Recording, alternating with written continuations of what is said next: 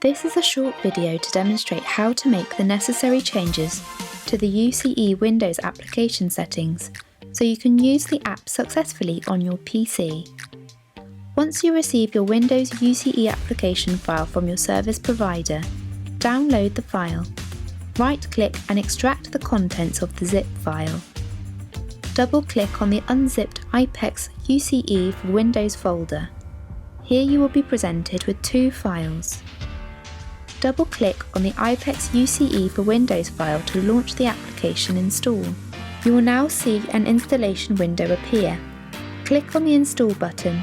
If prompted, confirm the User Access Control Changes box. You will now see the IPEX UCE Setup wizard. Click Next and Next again to finalise the install. Once completed, click Close.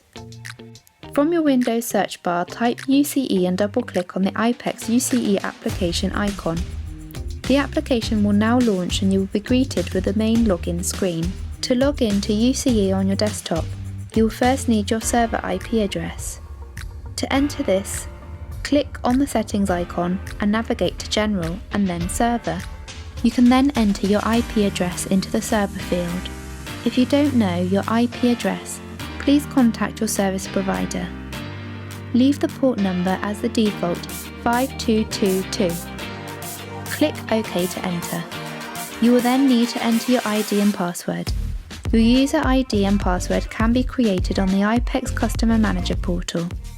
Again, if you do not have this information, please contact your service provider. You can toggle auto login if you wish to automatically log in when you open the application. To finalise your login, click the Login button.